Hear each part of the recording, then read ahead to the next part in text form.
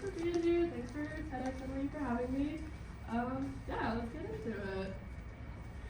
Alright, so when we think about a situation where it's a weekend, you might ask your friend, I want to go to a new restaurant, I want to go to a new bakery, a new cafe, anything food related. What do we typically go to nowadays? Well, TikTok, Instagram, sometimes YouTube, any other social media channel has kind of become this new search bar for us. So this kind of exemplifies the viral purchase pipeline that social media has kind of made us pick the hottest looking things, trendiest looking things. A lot of these are like eye-catching. We all know the viral croissant, right? And a lot of restaurants have tried to emulate and copy that, mostly for hype and for clout. So today we're going to be talking about how food has kind of become this status commodity, and it's kind of this new symbol of culture capital. Has anybody here heard of White Bear in Flushing? We got 1, 2. Is that everyone? Okay, so White Bear has essentially been named like one of the best mom and pop dumpling shops in New York. A lot of people, if you ask them where's the best place to get dumplings in New York, a lot of people are like any of the mom and pop shops in Flushing. They're great, they're fantastic, they're cheap, they're flavorful. But White Bear, they have no marketing essentially, they have no social media account whatsoever. They have very little external interest from the community that they're based in, so they're kind of just barely surviving as a business. Who here has heard of pop-up bagels? Pretty much everyone. Alright, it's a good crowd. So pop-up bagel started as a pandemic project that turned viral. It was just a mom and pop little like pop-up in their apartment. People really genuinely liked the product, and they capitalized off of that genuine interest for the product. They have done really amazing things digitally and socially. They've worked with celebrities. If you're a pickle fan, they just did a Gorillas pickle collaboration. That was super exciting as a big pickle fan. But they gained national and global interest. A lot of people, when they come to New York now, they're like, we should go to pop-up bagels. Their logo, their tagline is not famous but known, and that perfectly pretty much describes them. So now they have tons of funding, they have loyal and new customers. So big question for today is, how do we consume food media through a digital lens? What are some of the motives behind the food media that we're seeing? Where is it coming from? And how do we kind of digest it as consumers of this media? So as Vern mentioned, I've worked for a couple different types of food media companies. My first ever internship was for a mom and pop Singaporean shop in Washington Heights. Literally all they wanted me to do was just start their food account for them, for the restaurant. Then I've worked for PR companies. The one that I'll be referring to throughout the presentation is one that I worked for summer of 2023.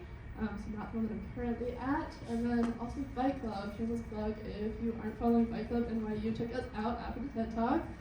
But we're essentially like just a club for students, by students. We basically have an editorial page, social media page, and a marketing team who puts on events for free food, so free food's a big motive for you guys. But mom and pop shops typically focus on real life experiences. Most of their following is the surrounding communities. PR places are known for like finding that sparkly rainbow bagel that everyone wants to take a picture of and wants to circulate around social media. Super hype obsessed, super clout obsessed, chasing the clicks. Bike Club, our motive is just giving college students good affordable food. We also work with a lot of mom and pop shops around campus just because we're a very specific demographic at NYU.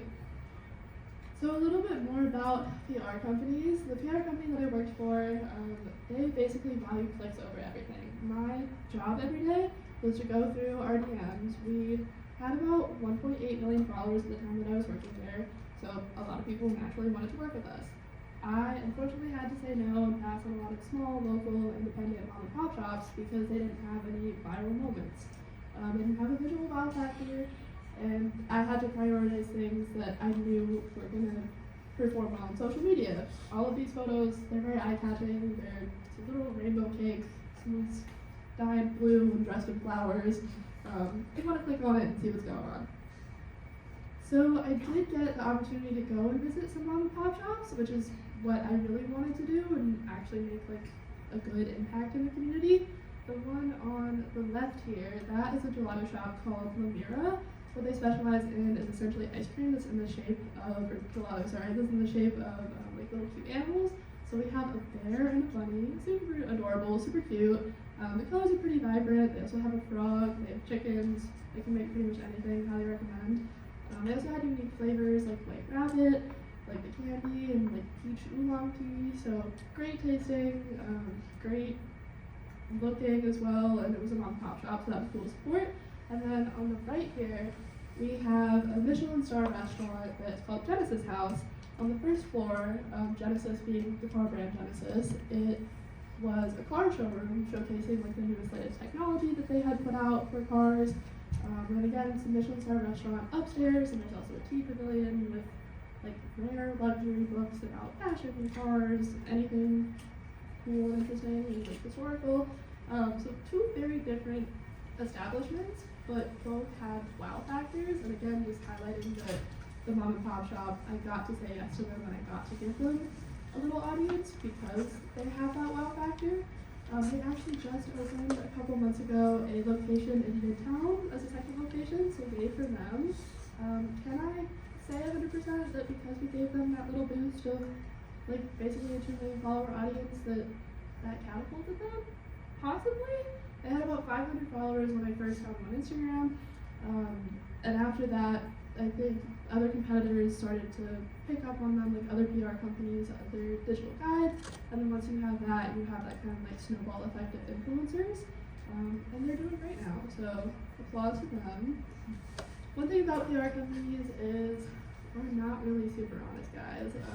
We don't have a whole lot of transparency, because everything is a deal, whether it's paid, whether it's gifted. Our job is to make everything look as good as possible. I went to a restaurant one time. I have genuinely never had a bad meal in New York except for this one time, and I thought I was going crazy because I was like, it's not good. I went with a friend. I was like, what is happening right now? And she was like, yeah, this is not good. Everyone in the office had hyped it up. It gotten really good articles and reviews. Like, the whole office was so excited that I was going, and I was like, I'm excited, but it genuinely was not good. And so my job was I have to figure out a way to market this honestly. So I explicitly said they have unique flavor combinations. They have dishes that are very nostalgic of childhood. I never said it was good, I never said it was delicious, I never said I'd recommend it to a friend to go back. So when you're watching videos, think about what is explicitly being stated and what is maybe left out. Fight Club. We are a small account. We have 12,000 followers, so that naturally lends us to work with other smaller accounts, mostly mom and pop shops. Our main motive is just to have fun and eat tasty food. We've never said no to a restaurant except for one that the owners are not morally super great. They're a little bit problematic, so we were like, we're going to take the ethical route here and say no to that. But with PR companies, it's a whole other thing that even if there's some moral ambiguity, if it's going to get you clicks, and a PR company will sometimes clicks win over moralities. So for Bike Club, what about clicks? Clicks are essentially, clicks meaning like views, likes, shares, saves. They're the collateral and they're the value that social media accounts offer. So if we had 2 followers and 3 views on every one of our video, it would be a waste of the restaurant's time, energy, resources, money to give us free food and to take the time to do a collaboration with us. But because we have a specific demographic, NYU students, again, we typically work with places around campus and mom and pop shops, it's easy to see the value that we bring. We have a consistent amount of views, so we can not promise, because we never promise anything in the social media world, but we can kind of predict kind of the outcome and the value that we're going to offer restaurants. One example of how we kind of balance this viral versus just having fun aspect is, can I play this? Can I play this? Okay. Very short little movie. Oh, Actually, your slides were on the share box. okay. Oh, good. Sorry. Essentially, this is called On Jelly. It is a jiggly cat restaurant, so the cats just do a little dance if you visit the site. Super cute. It's in the East Village. Highly recommend. But one of our members, Shayla Flynn, who's actually on the TEDx board, go Shayla, she loves him so much that we've worked with him so many times that the owners know her and invite her back, and like she gets so excited about the jiggly animals and moving. So we built a relationship with them. It's super fun, but it's also as in the first opening shot. And the video says we're checking out the viral jiggly cats. There's a lot of media coverage on it. We wanted to do it. Our main motive wasn't clicks, but the clicks were a plus. Yeah, we get to eat jiggly animals with fruit. So how do we find mom and pop shops if they do or don't have social channels? How do you find the restaurants that you're maybe looking for that are more local, more independent, not just the sparkly rainbow bagel? Big step is to find influencers who are big and feature small shops. Everyone knows Keith Lee, pretty familiar, right? Great basic example. Alexis Frost also travels and kind of does very similar content, just small mom and pop shops, helping restaurants that are maybe going out of business, all those DMs where they're like, my dad just opened like a pastry shop and there's no customers, and it goes viral the next day. Farm Bros and Mom Life, they mostly do Chinatown spots here in New York, so local, very useful guide and resource. But finding those influencers and kind of seeing what types of restaurants they're collaborating with, what influencers they're interacting with and collaborating with, and kind of following that breadcrumb trail of big to small pipeline, that's one really good step. And as we know, the more you interact with stuff, the more TikTok is going to show you the same thing 10 million times until you're sick of it. So interact with small businesses so that you can see more and find breadcrumbs. S'more app is an app that I worked for about 8 months. My job for them, I don't think I've ever had anyone pitch a job like this to me in the social media world before, but the app is essentially talking about experiences in an honest way. So Instagram, if you say one bad thing about something, like I liked all of the dishes, but I thought the noodles were like underspiced. Some people might be like, oh my god, like you're hating the restaurant, this is bad press. Like, it's just a human critique to not like everything, right? So S'more is basically, you're allowed to say that you didn't like the noodles, even though you might have liked the restaurant. They do food, but they also do pretty much just any experiences around New York, whether that be pop-ups, concerts, shows, anything. Highly recommend to check it out. One thing that I put on the side is also Belly. Belly is basically like social media word of mouth now. It's so honest. There's no reason to be fake on it.